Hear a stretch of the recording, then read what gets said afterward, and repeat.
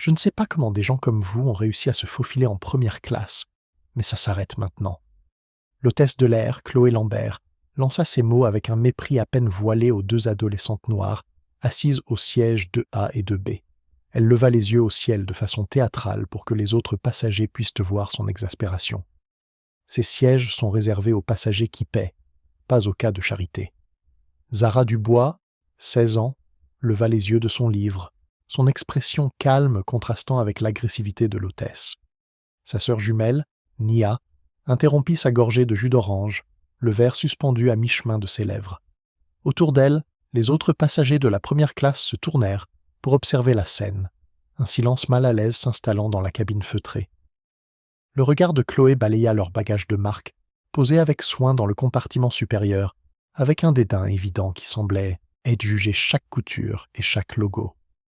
D'un geste exagéré du bras, elle pointa vers l'arrière de l'avion, un mouvement si ample et dédaigneux qu'il mit mal à l'aise les passagers les plus proches. « Je ne sais pas comment vous vous êtes retrouvées ici, les filles, mais la classe économique, c'est par là-bas. » Les jumelles échangèrent un regard chargé de lassitude, une communication silencieuse perfectionnée au fil des années. Zara tendit la main vers son sac pour y prendre sa carte d'embarquement, ses gestes lents et délibérés. La main de Nia, quant à elle, se déplaça vers son téléphone, un réflexe désormais ancré en elle. Aucune des deux n'aurait pu prédire que ce moment, cette interaction humiliante, allait paralyser une compagnie aérienne entière en quelques heures, à peine. Avez-vous déjà été si convaincu d'avoir raison que vous avez détruit votre propre carrière en moins de 10 minutes? C'est le piège dans lequel Chloé Lambert était en train de tomber. Zara Dubois tendit sa carte d'embarquement d'une main ferme. La mention « Première classe » était clairement imprimée en lettres capitales. « Madame, voici mon billet, siège 2A. » Chloé arracha la carte d'embarquement des mains de Zara, l'examinant comme un détective étudiant une preuve cruciale, les lèvres pincées par l'incrédulité. « Ça doit être un faux. Il est impossible que vous puissiez vous payer la première classe. » Elle agita le billet d'un air dédaigneux. « Vous avez probablement imprimé ça à la maison. » C'est à ce moment que Nia sortit son téléphone et commença à enregistrer. « Excusez-moi, quel était votre nom? Je voudrais être sûr de bien le noter pour la vidéo. »« Rangez-moi ça, » cingla Chloé, la voix montant d'un cran. « On ne filme pas dans mon avion. » Mais Nia continua d'enregistrer. Son direct sur TikTok était déjà actif. Le compteur de spectateurs grimpait. 23, 47, 89 personnes regardaient en temps réel. Horodatage. 9h47. Appel de l'agent d'escale. Chloé appuya frénétiquement sur le bouton d'appel. « Jeanne, j'ai besoin de toi en première classe, immédiatement. Nous avons une situation. » La superviseure d'escale, Jeanne Perrin, apparut en quelques minutes, son expression déjà agacée avant même d'avoir évalué la scène. C'était une femme d'une 50aine d'années qui travaillait pour Ciel Azur Airlines depuis plus de 20 ans et qui avait développé une sorte de 6e sens pour les ennuis, un sens malheureusement teinté de préjugés. Quel est-ce le problème ici? Le ton de Jeanne suggérait qu'elle avait déjà tiré ses propres conclusions. « Ces filles sont assises en première classe avec des billets suspects, » expliqua Chloé avec un zèle accusateur. « Je pense qu'ils sont falsifiés. » Jeanne ne demanda pas à voir les cartes d'embarquement. Elle ne vérifia pas le système de réservation. Au lieu de cela, elle jeta un regard las aux jumelles et prit sa décision. « Les filles, vous devez rejoindre vos vrais sièges. Nous retardons le départ. Horodatage, 9h52, arrivée de la sécurité. J'ai déjà appelé la sécurité de l'aéroport, » annonça Chloé avec une satisfaction non dissimulée. Il devrait y être là d'une minute à l'autre. Comme elle l'avait dit, l'agent Durand se présenta à la porte de l'avion. C'était un homme grand, aux traits burinés, qui semblait impatient de résoudre la situation rapidement et sans vague. « Que se passe-t-il ici » demanda-t-il, mais ses yeux étaient déjà fixés sur les jumelles, les désignant comme la source évidente du problème. « Intrusion » dit sèchement Jeanne. Elles refusent tous de rejoindre les sièges qui leur sont attribués. La voix de Zara resta calme, un îlot de sérénité au milieu de la tempête. « Monsieur, voulez-vous voir nos cartes d'embarquement ou vérifier votre système informatique ?» L'agent Durand lui jeta à peine un regard. « Madame, veuillez vous écarter et me laisser errer ça. » Il ne demanda aucune pièce d'identité. Il ne vérifia pas les billets. Il se dirigea simplement vers les jumelles avec une détermination sans équivoque. Les indices du pouvoir caché. Alors que Zara se penchait pour récupérer d'autres documents dans son sac à main, plusieurs objets se renversèrent sur sa tablette. Une carte American Express Platinum en métal capta la lumière. Des cartes de visite portant l'inscription « Dubois aérospatial » glissèrent entre les coussins du siège. Son sac Hermès portait les initiales ZD, monogrammées en lettres d'or. Aucun membre du personnel de la compagnie aérienne ne remarqua ces détails. Ils étaient trop concentrés sur leur propre certitude, aveuglés par leurs préjugés. Pendant ce temps, le compteur de spectateurs du direct de Nia continuait de grimper. 156, 298, 445 spectateurs. Les commentaires commencèrent à affluer. C'est dégoûtant. Voler en étant noir. Quelqu'un doit aider ces jeunes. Sfils. Ciel Azur Airlines, vous voyez ça? L'indignation numérique commençait à prendre forme, une vague silencieuse qui allait bientôt déferler. Horodatage. 9h58. Le compte à rebours commence. Par l'interphone, le capitaine Martinez annonça « Mesdames et messieurs, nous avons un léger retard en raison d'un problème de sécurité. Nous espérons résoudre cela dans les 10 minutes. » 10 minutes. C'était tout le temps qu'il restait à Ciel Azur Airlines avant que tout ne bascule. Le téléphone de Zara vibra avec insistance. L'identifiant de l'appelant affichait « Papa », mais elle refusa l'appel. Elle le refusa à nouveau lorsqu'il sonna immédiatement. « Quelqu'un essaie de vous joindre ?» L'agent Durand remarqua les sonneries persistantes. « C'est juste mon père, » dit Zara tranquillement. « Il s'inquiète quand nous voyageons. »« Eh bien, il aura bientôt d'autres raisons de s'inquiéter, » marmonna Chloé à voix basse, mais assez fort pour que les passagers et ce voisin l'entendent, savourant ce qu'elle croyait être une victoire imminente. La documentation des témoins s'intensifie. Une passagère, Sarah Martinez, assise au siège 3C, commença à enregistrer avec son iPhone.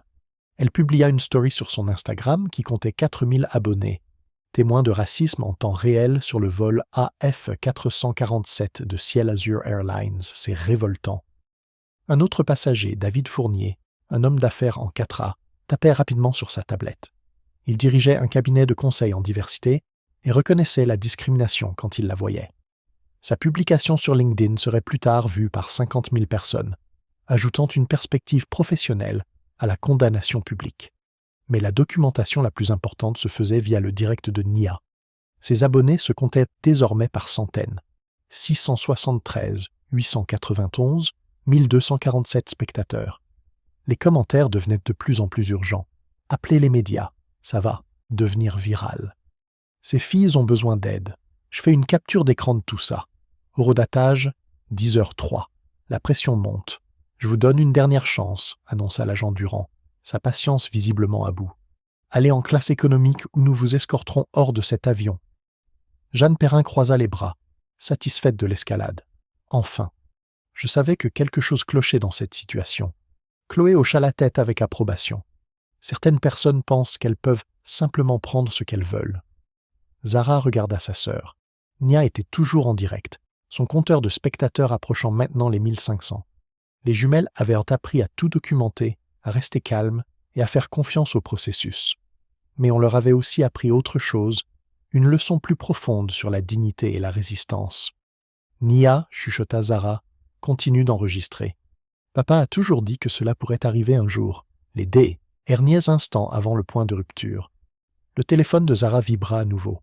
Papa appelait pour la 4e fois. Cette fois, elle regarda l'agent Durand avec un léger sourire. « Monsieur, est-ce que je peux répondre à cet appel ?» Cela pourrait aider à clarifier ce malentendu. Durand haussa les épaules, agacé mais curieux. « Faites vite, nous sommes déjà en retard. » La cabine de l'avion devint silencieuse. Le direct de Nia montrait 1847 spectateurs attendant de voir ce qui allait se passer. Les passagers se penchaient en avant sur leurs sièges. Le personnel de la compagnie aérienne se tenait là, confiant, convaincu de gérer un problème de routine. Aucun d'entre eux ne réalisait qu'ils étaient sur le point d'assister à l'appel téléphonique le plus cher de l'histoire de Ciel Azur Airlines. Horodatage, 10h06. L'appel qui change tout. Zara appuya sur « Accepter ». Horodatage, 10h07. La police de l'aéroport est appelée en renfort. On abat. « Besoin de renfort », dit l'agent Durand dans sa radio. 2 mineurs refusant d'obtempérer au personnel de bord.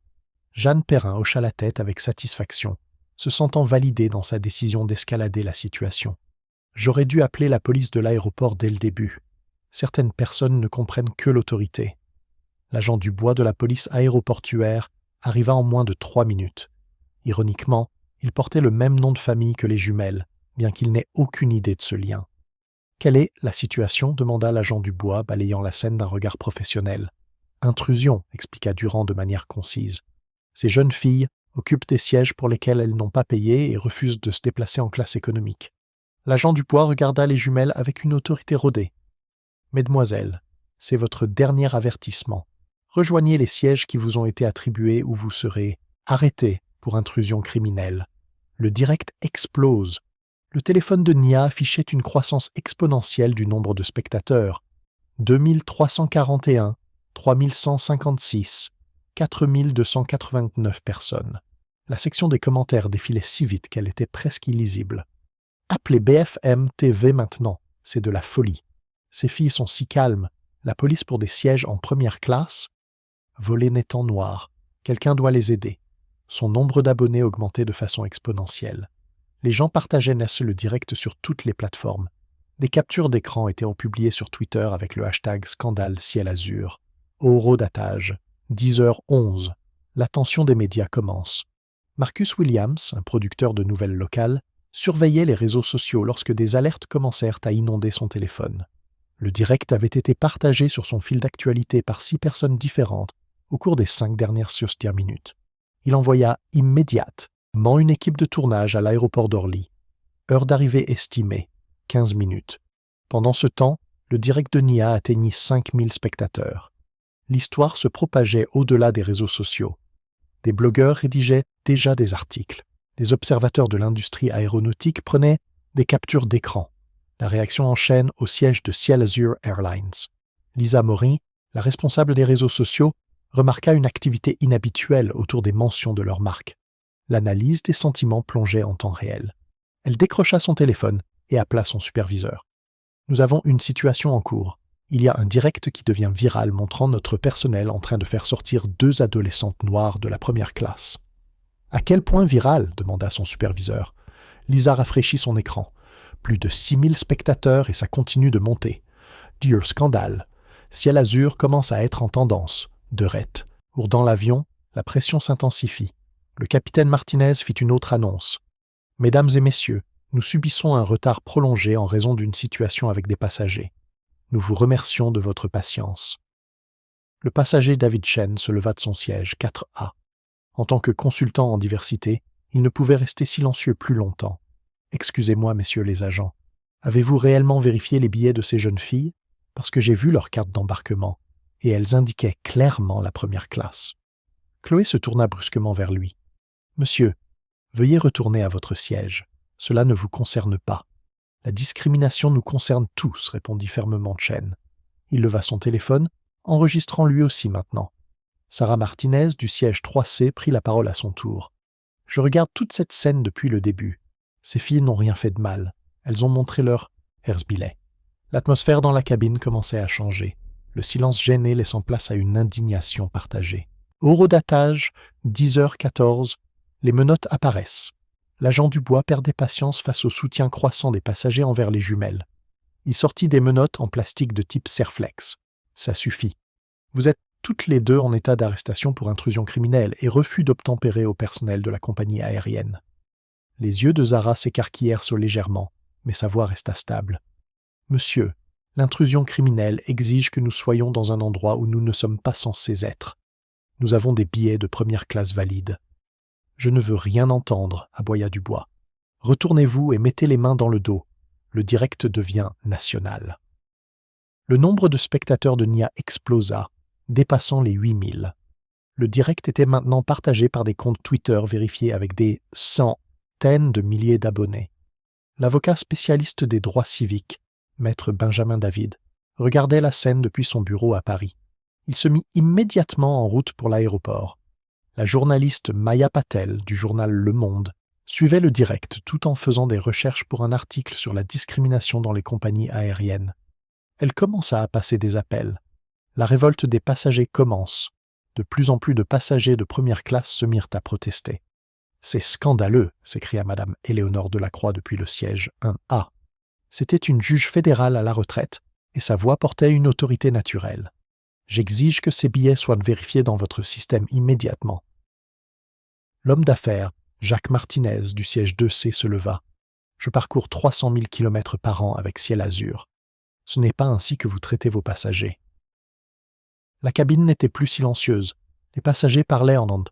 3 œufs, beaucoup enregistrant avec leur téléphone. L'énergie avait complètement basculé. Le personnel de bord, autrefois maître de la situation, semblait désormais assiégé. Horodatage, 10h17. Mode panique au siège social. Au siège de Ciel Azur, la PDG Patricia Moreau fut extraite d'une réunion du conseil d'administration. Son assistant fit irruption dans la salle de conférence. « Madame, nous avons une urgence. Il y a un direct viral de notre équipage en train d'arrêter 2 adolescentes noires en première classe.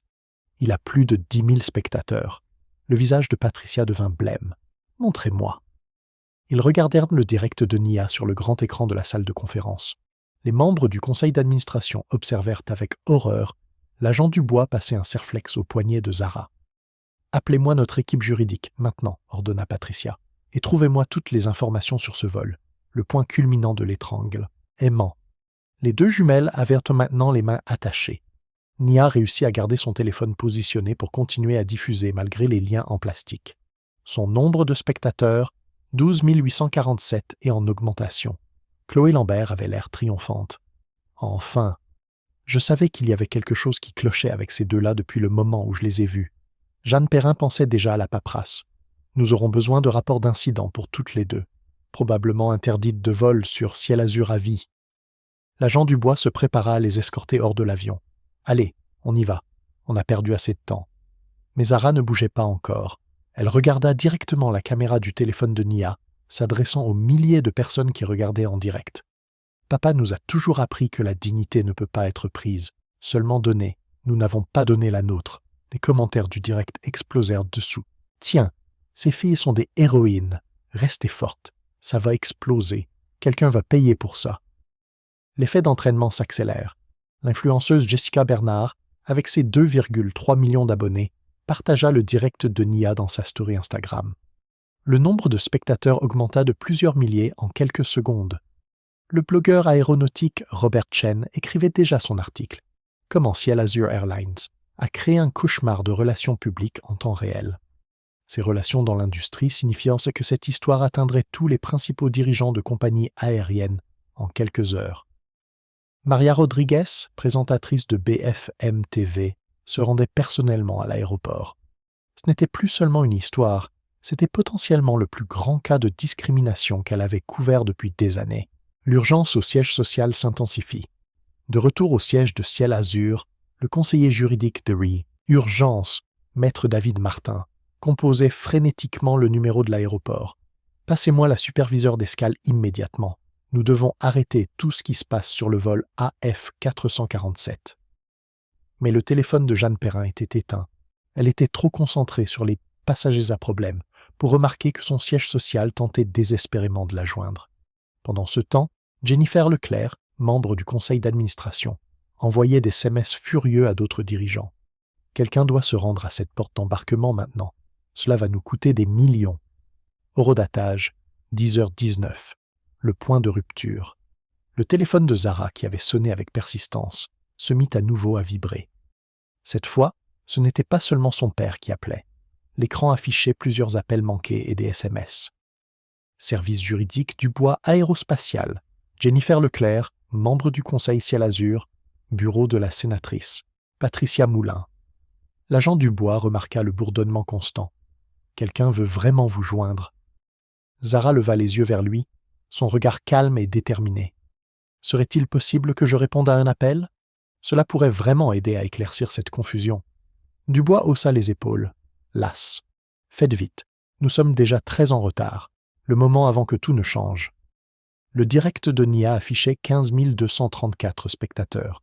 Les commentaires défilaient si vite qu'ils n'étaient qu'un flot indistinct d'indignation et de soutien.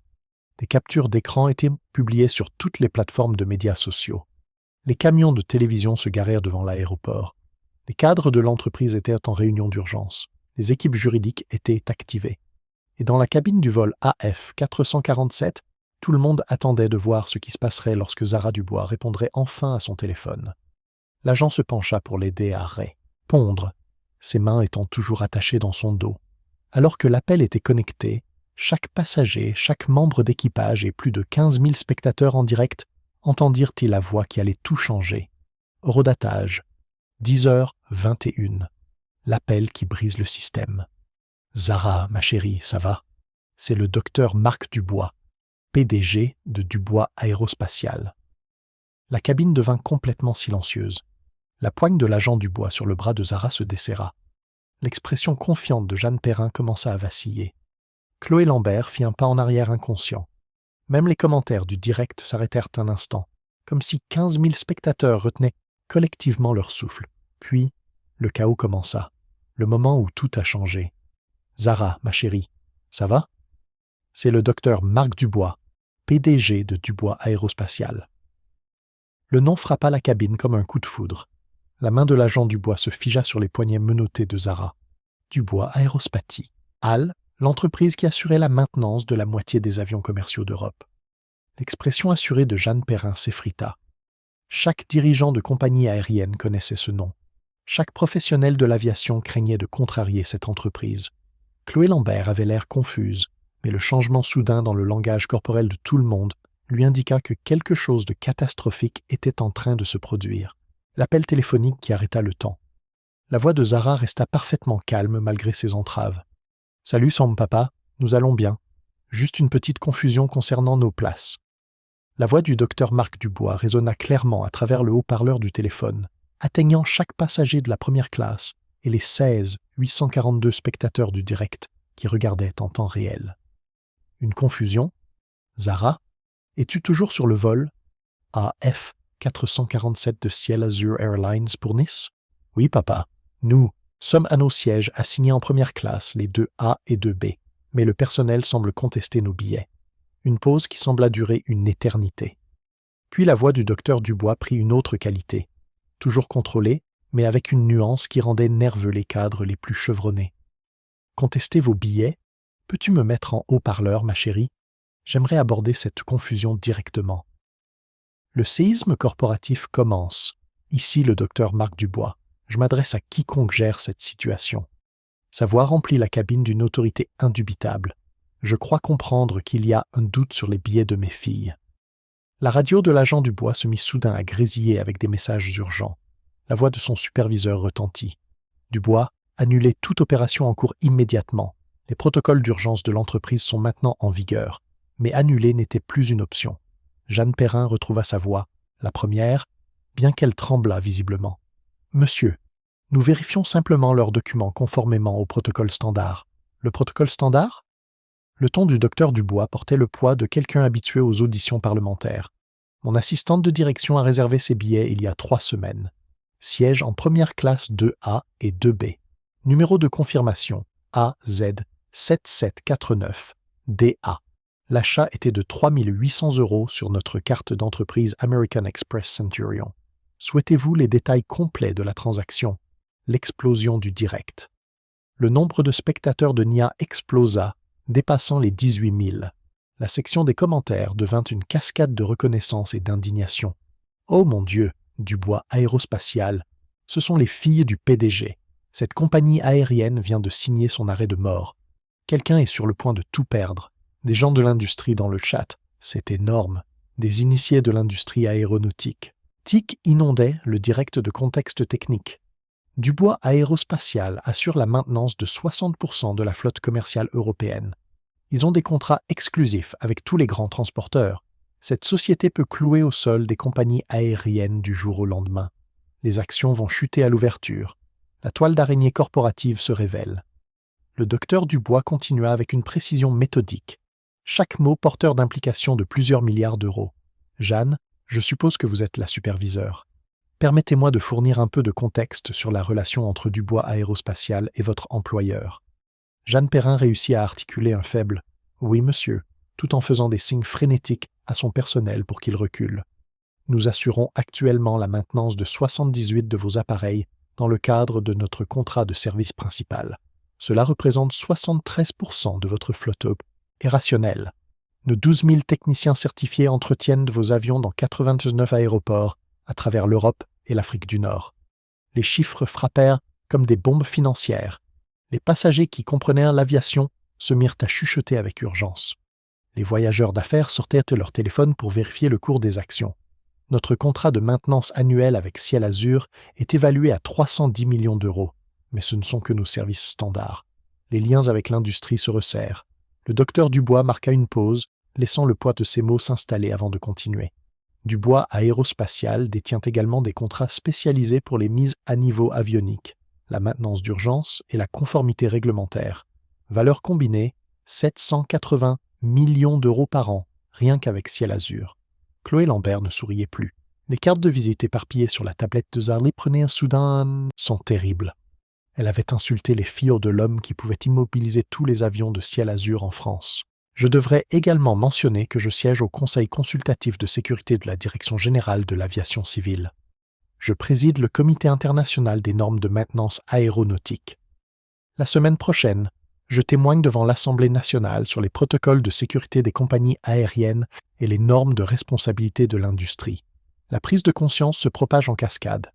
L'agent Durand s'éloignait de l'avion, ayant reçu plusieurs messages radio urgents, lui ordonnant de se désengager immédiatement.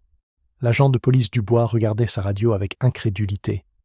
La voix de son supérieur était claire. « Abandonnez l'opération en cours. Ne vous engagez pas davantage. C'est maintenant un incident diplomatique d'entreprise. » La passagère du siège 3C, Sarah Martinez, diffusait en direct à ses propres abonnés Instagram. « Je suis en train d'assister à l'échec de service client le plus coûteux de l'histoire de l'aviation. Le cadre juridique émerge. » La voix du docteur Dubois resta stable alors qu'il exposait les réalités contractuelles. Notre accord de service avec Ciel Azur comprend plusieurs clauses pertinentes. La section 12.3 traite spécifiquement des incidents de discrimination impliquant des membres de la famille ou des employés de Dubois. Il laissa cette information infuser. Tout incident de partialité vérifiée déclenche un examen immédiat du contrat. La section 15.8 couvre les pénalités de résiliation. Si Ciel Azur choisit de mettre fin à notre relation, ils doivent payer 45 millions d'euros de frais de résiliation anticipés. Si Dubois Aérospatial résilie le contrat en raison de violation de discrimination, il n'y a aucune pénalité pour nous. Jeanne Perrin tremblait maintenant, visiblement.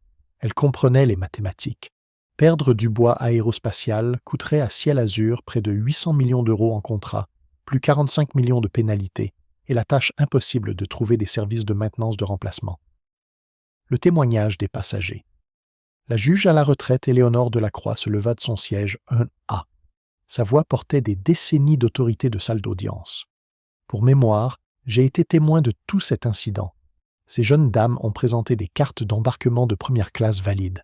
Elles ont été polies, coopératives et tout à fait appropriées. La discrimination était flagrante, non provoquée et documentée. L'homme d'affaires David Fournier hocha vigoureusement la tête. J'ai enregistré toute l'interaction.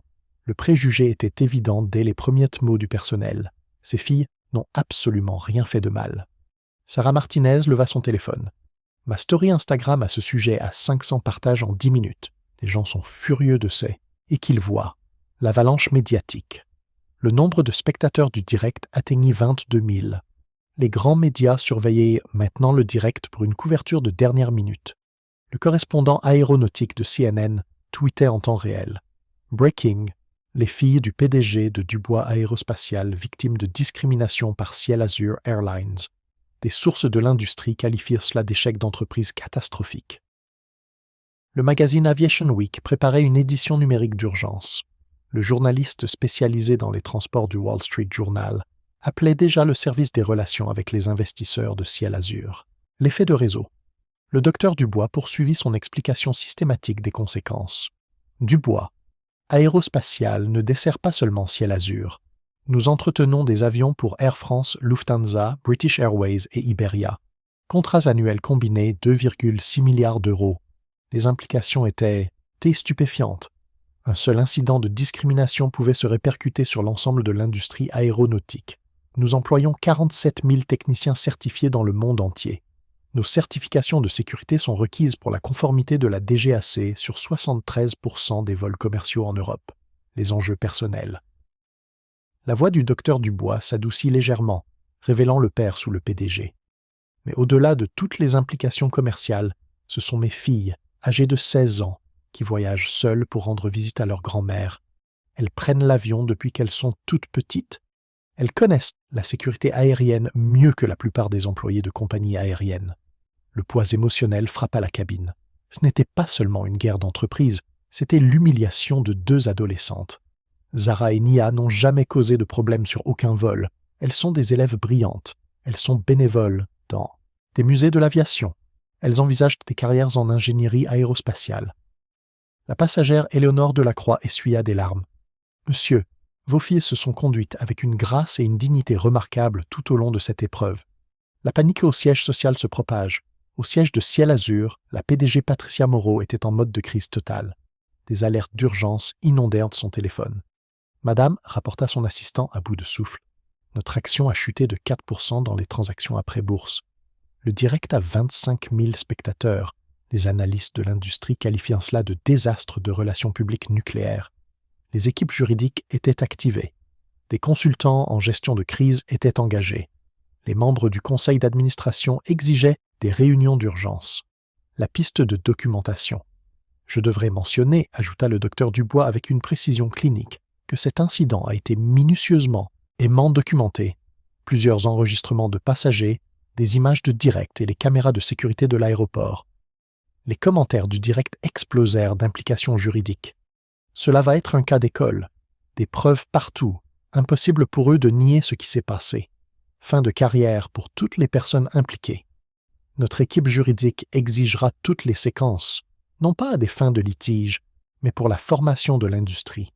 Cela deviendra une étude de cas sur les échecs du service client. Le compte à rebours s'intensifie. Je remarque qu'il est maintenant 10h31, observa le docteur Dubois. Quand j'ai donné 1 heure à Ciel Azur pour résoudre ce problème de manière appropriée, je le pensais vraiment. Ils ont jusqu'à 11h31 pour démontrer qu'ils comprennent soit la gravité de cette situation. L'agent Dubois coupait les serflex avec des mains tremblantes, désespéré d'annuler sa participation au désastre. Jeanne Perrin-Pleu hurait silencieusement, sachant que sa carrière de 20 ans se terminait en direct. Chloé Lambert restait figée, comprenant enfin qu'elle avait détruit sa carrière dans l'aviation de la manière la plus publique possible. L'ultimatum final. Alors que les entraves tombaient, Zara se frotta les poignets et regarda autour de la cabine transformée. Chaque passager observait. Le direct comptait 27 000 spectateurs. Les camions de télévision entouraient l'aéroport. « Merci, papa, dit-elle simplement. Je pense qu'ils commencent à comprendre. » La voix du docteur Dubois remplit la cabine une dernière fois. « En fait, ma chérie, je ne pense pas qu'ils saisissent encore pleinement la situation. Devrais-je expliquer ce qui se passe lorsque Dubois Aérospatial met fin à un contrat de maintenance sans préavis ?» Le silence qui suivit fut assourdissant. Le moment où tout a changé. « Zara, ma chérie, ça va ?» C'est le docteur Marc Dubois, PDG de Dubois Aérospatial. Le nom F rapa la cabine comme un coup de foudre. La main de l'agent Dubois se figea sur les poignets menottés de Zara. Dubois Aérospatial, l'entreprise qui assurait la maintenance de la moitié des avions commerciaux d'Europe. L'expression assurée de Jeanne Perrin s'effrita. Chaque dirigeant de compagnie aérienne connaissait ce nom. Chaque professionnel de l'aviation craignait de contrarier cette entreprise. Chloé Lambert avait l'air confuse, mais le changement soudain dans le langage corporel de tout le monde lui indiqua que quelque chose de catastrophique était en train de se produire. L'appel téléphonique qui arrêta le temps. La voix de Zara resta parfaitement calme malgré ses entraves. « Salut, papa, nous allons bien, juste une petite confusion concernant nos places. » La voix du docteur Marc Dubois résonna clairement à travers le haut-parleur du téléphone, atteignant chaque passager de la première classe et les 842 spectateurs du direct qui rendaient en temps réel. Une confusion. Zara, es-tu toujours sur le vol AF 447 de Ciel Azur Airlines pour Nice? Oui, papa. Nous sommes à nos sièges assignés en première classe, les 2A et 2B, mais le personnel semble contester nos billets. Une pause qui sembla durer une éternité. Puis la voix du docteur Dubois prit une autre qualité. Toujours contrôlée, mais avec une nuance qui rendait nerveux les cadres les plus chevronnés. Contester vos billets? Peux-tu me mettre en haut-parleur, ma chérie?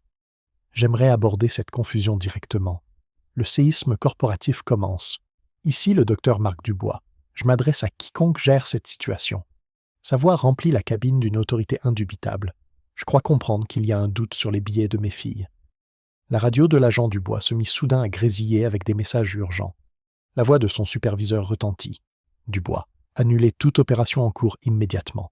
Les protocoles, les d'urgence de l'entreprise sont maintenant en vigueur. Mais annuler n'était plus une option. Jeanne Perrin retrouva sa voix la première, bien qu'elle tremblât visiblement. « Monsieur, nous vérifions simplement leurs documents conformément au protocole standard. » Le protocole standard? Le ton du docteur Dubois portait le poids de quelqu'un habitué aux auditions parlementaires. Mon assistante de direction a réservé ses billets il y a 3 semaines. Sièges en première classe, 2A et 2B. Numéro de confirmation, AZ7749DA. L'achat était de 3 800 € sur notre carte d'entreprise American Express Centurion. Souhaitez-vous les détails complets de la transaction? L'explosion du direct. Le nombre de spectateurs de NIA explosa, dépassant les 18 000. La section des commentaires devint une cascade de reconnaissance et d'indignation. Oh mon Dieu, Dubois Aérospatiale. Ce sont les filles du PDG. Cette compagnie aérienne vient de signer son arrêt de mort. Qu'un est sur le point de tout perdre. Des gens de l'industrie dans le chat, c'est énorme. Des initiés de l'industrie aéronautique inondèrent le direct de contexte technique. Dubois Aérospatiale assure la maintenance de 60% de la flotte commerciale européenne. Ils ont des contrats exclusifs avec tous les grands transporteurs. Cette société peut clouer au sol des compagnies aériennes du jour au lendemain. Les actions vont chuter à l'ouverture. La toile d'araignée corporative se révèle. Le docteur Dubois continua avec une précision méthodique, chaque mot porteur d'implications de plusieurs milliards d'euros. « Jeanne, je suppose que vous êtes la superviseure. Permettez-moi de fournir un peu de contexte sur la relation entre Dubois Aérospatiale et votre employeur. » Jeanne Perrin réussit à articuler un faible « Oui, monsieur », tout en faisant des signes frénétiques à son personnel pour qu'il recule. « Nous assurons actuellement la maintenance de 78 de vos appareils dans le cadre de notre contrat de service principal. Cela représente 73% de votre flotte opérationnelle. Nos 12 000 techniciens certifiés entretiennent vos avions dans 89 aéroports à travers l'Europe et l'Afrique du Nord. Les chiffres frappèrent comme des bombes financières. Les passagers qui comprenaient l'aviation se mirent à chuchoter avec urgence. Les voyageurs d'affaires sortaient leur téléphone pour vérifier le cours des actions. Notre contrat de maintenance annuel avec Ciel Azur est évalué à 310 millions d'euros, mais ce ne sont que nos services standards. Les liens avec l'industrie se resserrent. Le docteur Dubois marqua une pause, laissant le poids de ses mots s'installer avant de continuer. Dubois Aérospatiale détient également des contrats spécialisés pour les mises à niveau avioniques, la maintenance d'urgence et la conformité réglementaire. 780 millions d'euros par an, rien qu'eu avec Ciel Azur. Chloé Lambert ne souriait plus. Les cartes de visite éparpillées sur la tablette de Zara prenaient soudain un sens terrible. Elle avait insulté les filles de l'homme qui pouvait immobiliser tous les avions de Ciel Azur en France. Je devrais également mentionner que je siège au Conseil consultatif de sécurité de la Direction générale de l'aviation civile. Je préside le Comité international des normes de maintenance aéronautique. La semaine prochaine, je témoigne devant l'Assemblée nationale sur les protocoles de sécurité des compagnies aériennes et les normes de responsabilité de l'industrie. La prise de conscience se propage en cascade. L'agent Durand s'éloignait de l'avion, ayant reçu plusieurs messages radio urgents, lui ordonnant de se désengager immédiatement. L'agent de police Dubois regardait sa radio avec incrédulité. La voix de son supérieur était claire. « Abandonnez l'opération en cours. Ne vous engagez pas d'avant. Tage. C'est maintenant un incident diplomatique d'entreprise. » La passagère du siège 3C, Sarah Martinez, diffusait en direct à ses propres abonnés Instagram. « Je suis en train d'assister à l'échec de service client, le plus coûteux de l'histoire de l'aviation. » Le cadre juridique émerge. La voix du docteur Dubois resta stable, alors qu'il exposait les réalités contractuelles. Notre accord de service avec Ciel Azur comprend plusieurs clauses pertinentes. La section 12.3 traite spécifiquement des incidents de discrimination impliquant des membres de la famille ou des employés de Dubois. Il laissa cette information infuser. Tout incident de partialité vérifié déclenche un examen immédiat du contrat. La section 15.8 couvre les pénalités de résiliation. Si Ciel Azur choisit de mettre fin à notre relation, ils doivent payer 45 millions d'euros de frais de résiliation anticipés. Si Dubois Aérospatiale résilie le contrat en raison de violation de discrimination, il n'y a aucune pénalité pour nous. Jeanne Perrin tremblait maintenant visiblement. Elle comprenait les mathématiques. Perdre Dubois Aérospatiale coûterait à Ciel Azur près de 800 millions d'euros en contrat, plus 45 millions de pénalités et la tâche impossible de trouver des services de maintenance de remplacement. Le témoignage des passagers. La juge à la retraite Éléonore Delacroix se leva de son siège un A. Sa voix portait des décennies d'autorité de salle d'audience. Pour mémoire, j'ai été témoin de tout cet incident. Ces jeunes dames ont présenté des cartes d'embarquement de première classe valides. Elles ont été polies, coopératives et tout à fait appropriées. La discrimination était flagrante, non provoquée et documentée. L'homme d'affaires David Fournier hocha vigoureusement la tête. J'ai enregistré toute l'interaction. Le préjugé était évident dès les premiers mots du personnel. Ces filles n'ont absolument rien fait de mal. Sarah Martinez leva son téléphone. Ma story Instagram à ce sujet a 500 partages en 10 minutes. Les gens sont furieux de ce qu'ils voient. L'avalanche médiatique. Le nombre de spectateurs du direct atteignit 22 000. Les grands médias surveillaient maintenant le direct pour une couverture de dernière minute. Le correspondant aéronautique de CNN tweetait en temps réel. Breaking, les filles du PDG de Dubois Aérospatiale, victimes de discrimination par Ciel Azur Airlines. Des sources de l'industrie qualifient cela d'échec d'entreprise catastrophique. Le magazine Aviation Week préparait une édition numérique d'urgence. Le journaliste spécialisé dans les transports du Wall Street Journal appelait déjà le service des relations avec les investisseurs de Ciel Azur. L'effet de réseau. Le docteur Dubois poursuivit son explication systématique des conséquences.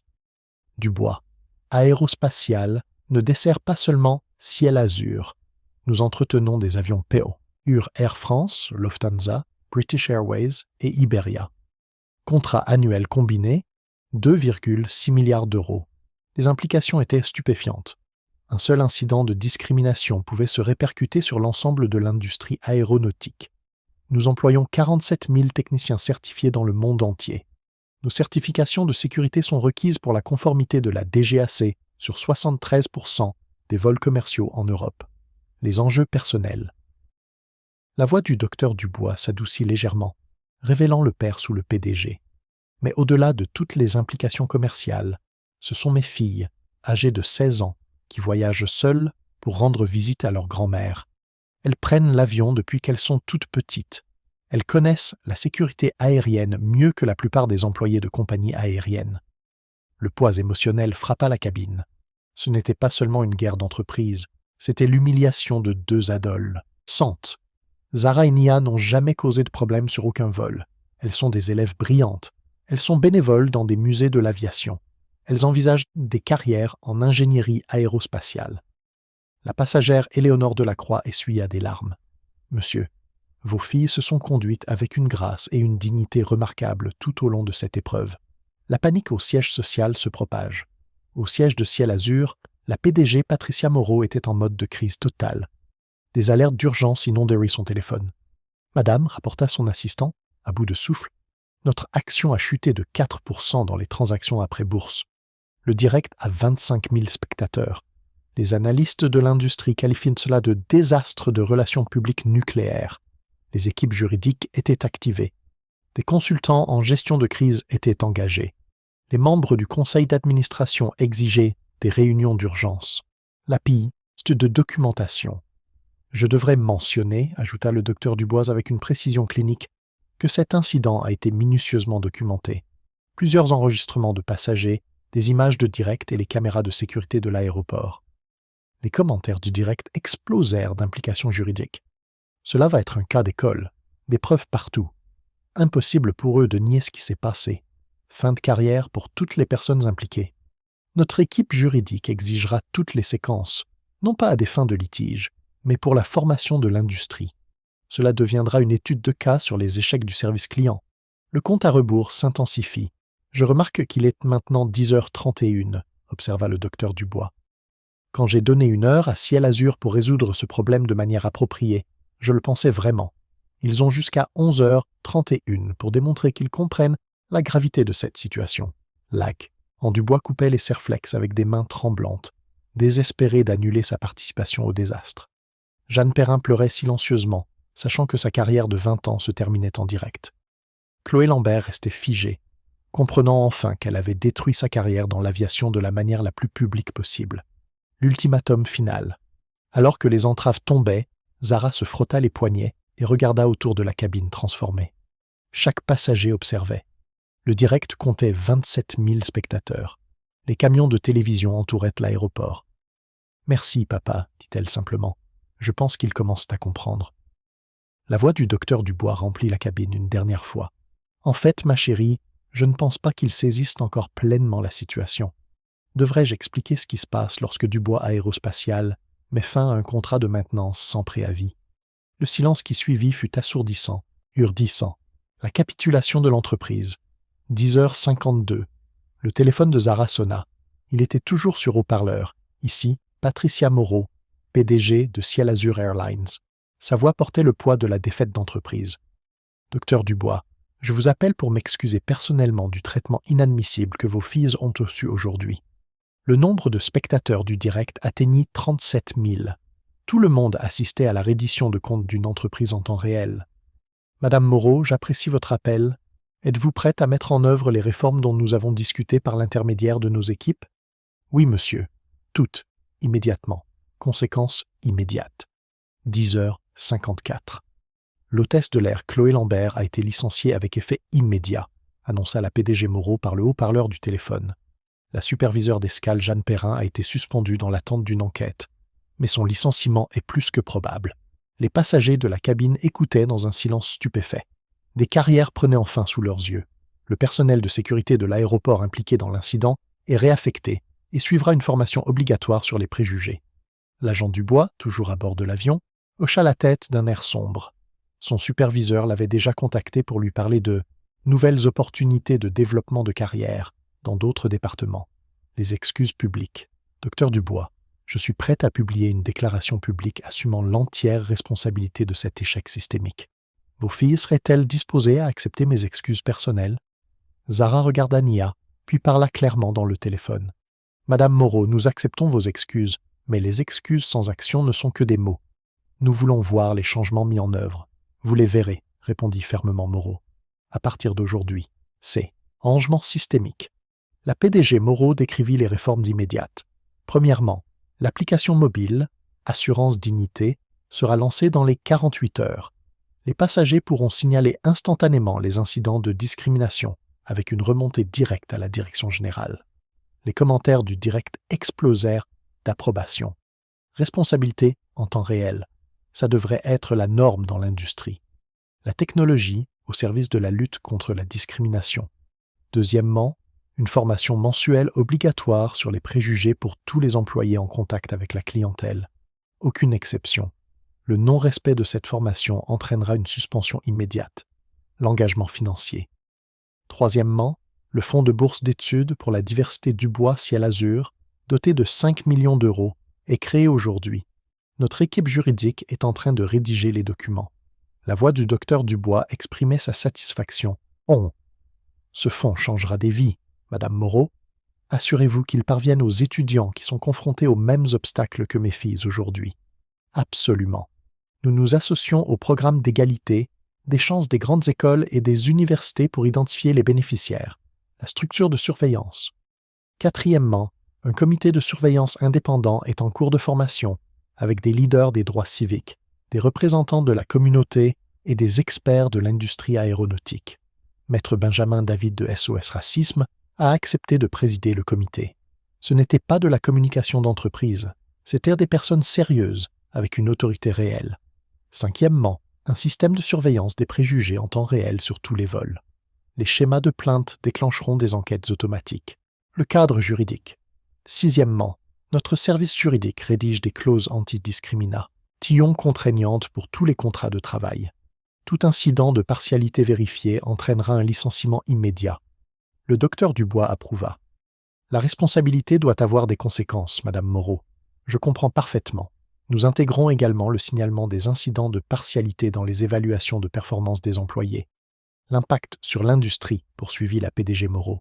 Docteur Dubois, je veux que vous sachiez que j'ai déjà parlé avec les PDG d'Air France, de Lufthansa et de British Airways.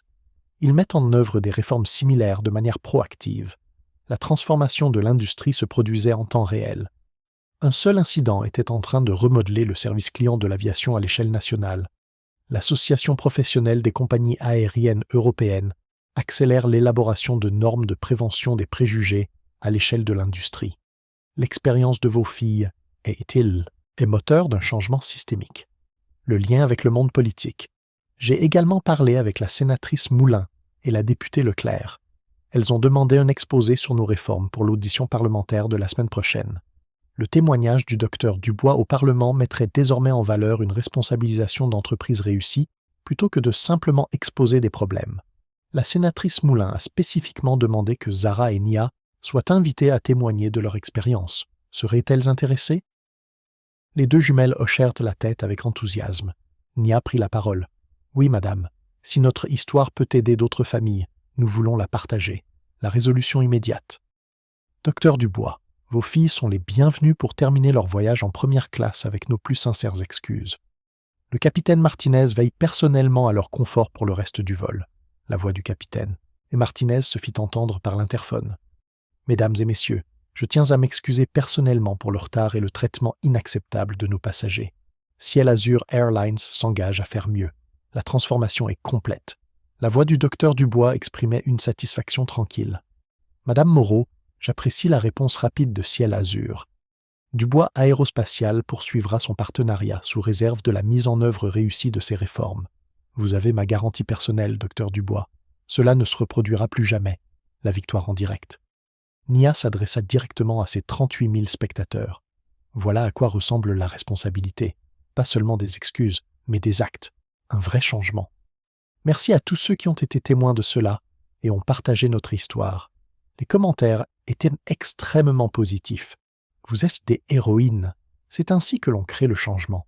Vos parents vous ont bien élevé. Ouais, l'industrie ne sera plus jamais la même. La victoire personnelle. À la fin de l'appel, les deux jumelles se rassirent dans leur siège de première classe. Les mêmes sièges qu'elles avaient légalement achetés. Les mêmes sièges qui avaient déclenché une transformation de l'industrie. Zara regarda autour d'elle la cabine, les passagers qui étaient maintenant des alliés, les membres d'équipage qui n'oublieraient jamais cette leçon, les sièges vides où se tenait autrefois un personnel discriminatoire. « Nia, dit-elle doucement, papa nous a toujours appris que notre réponse à l'injustice nous définit plus que l'injustice elle-même. » Nia sourit, mettant enfin fin à son direct. « Je pense que nous avons plutôt bien répondu. » L'avion se prépara au décollage, mais l'industrie, elle, ne serait plus jamais la même. 6 mois plus tard, l'impact durable. Les jumelles Dubois n'ont pas seulement pris un vol ce jour-là, elles ont transformé toute une industrie. Leur réponse calme à la discrimination est devenue une leçon magistrale de résistance stratégique qui a créé un véritable changement systémique. Ciel Azur Airlines a tenu toutes ses promesses. L'application Assurance Dignité a traité plus de 12 000 signalements de discrimination au cours de ces 6 premiers mois, entraînant 347 suspensions de personnel et des refontes complètes de la formation. Des audits externes ont confirmé une baisse de 82% des incidents signalés. Le fonds de bourse d'études de 5 millions d'euros a accordé des subventions à 84 étudiants issus de communautés sous-représentées poursuivant des carrières dans l'aviation, créant ainsi une nouvelle génération de professionnels conscients de ces enjeux. D'autres compagnies aériennes ont suivi le mouvement. Air France a mis en place des systèmes de surveillance similaires et a collaboré avec des associations de lutte contre le racisme pour ses formations. Luft. Hansa a créé des protocoles de prévention des préjugés basés sur le modèle Ciel Azur. British Airways a mis en place des programmes de défense des droits des passagers. L'ensemble de l'industrie a élevé ses normes parce que 2 adolescentes ont refusé d'accepter la discrimination. L'héritage personnel. Zara et Nia ont témoigné devant l'Assemblée nationale, partageant leur histoire avec des millions de personnes qui regardaient la retransmission. Leur témoignage posé et articulé a influencé la loi anti-discrimination dans les transports, qui a été adoptée avec un soutien transpartisan. Le direct de Nia est devenu un film documentaire qui a remporté 3 prix au Festival du film de Cannes.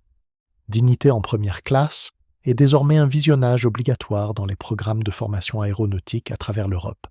Zara a fondé la Fondation des jeunes aviateurs pour l'égalité, qui a formé plus de 2000 adolescents à la DOCUM, tentation des violations des droits civiques et à la résistance pacifique. Elle intervient fréquemment lors de conférences pour expliquer comment transformer des moments d'humiliation en mouvement pour le changement, inspirant d'autres jeunes à utiliser la technologie comme un outil de justice. La transformation de l'industrie. Le témoignage parlementaire du docteur Marc Dubois est devenu le fondement de nouvelles directives du ministère des Transports. Son entreprise fournit désormais des conseils en prévention des préjugés aux compagnies aériennes du monde entier, créant des systèmes de responsabilisation qui protègent des millions de passagers chaque année. L'incident a coûté à Ciel Azur Airlines près de 800 millions d'euros en conséquences directes et indirectes, mais il a généré 2,3 milliards d'euros d'investissement à l'échelle de l'industrie dans la technologie et les programmes de formation pour la prévention des préjugés. Ce qui, assez commencé comme une opération de gestion de crise, est devenu une transformation rentable vers l'équité. L'impact dans le monde réel. Ces histoires comptent, ces récits de vie créent le changement. Ces histoires touchantes inspirent l'action. Ces histoires vécues prouvent que la dignité, la documentation et une réponse stratégique peuvent remodeler des systèmes qui semblent immuables. Les jumelles Dubois ont transformé un moment de discrimination en une révolution industrielle. Elles ont prouvé que les jeunes voix, lorsqu'elles sont amplifiées par des alliés et documentées par la technologie, peuvent faire bouger des entreprises valant des milliards d'euros et la législation nationale. Leur histoire démontre que la justice n'exige pas toujours des procès ou des manifestations. Parfois, elle exige de rester calme, de rassembler des preuves et d'appliquer une pression précisément là où elle crée un changement systémique maximal. Votre voix compte. Chaque incident de discrimination documenté et partagé crée une pression pour la responsabilisation. Chaque personne qui est témoin de préjugés et qui prend la parole devient une partie de la solution. Chaque spectateur qui partage ses histoires amplifie des voix qui, autrement, pourraient être réduites au silence. Les jumelles Dubois ont réussi parce que des milliers de personnes ont regardé, partagé et soutenu leur direct en temps réel. Leurs 38 000 spectateurs sont devenus des témoins de l'injustice et des partenaires de la responsabilité dans la création du changement. L'appel à l'action. Avez-vous déjà été victime de discrimination en voyageant? Documentez-le. Partagez-le. Votre histoire est importante. Avez-vous été témoin de préjugés envers d'autres passagers? Ne restez pas silencieux. Enregistrez de manière responsable. Exprimez-vous en toute sécurité. Soyez un allié. Les compagnies aériennes et les entreprises réagissent, aiment à la pression publique. Les médias sociaux créent la responsabilité. Votre voix, combinée à d'autres, fait bouger les industries.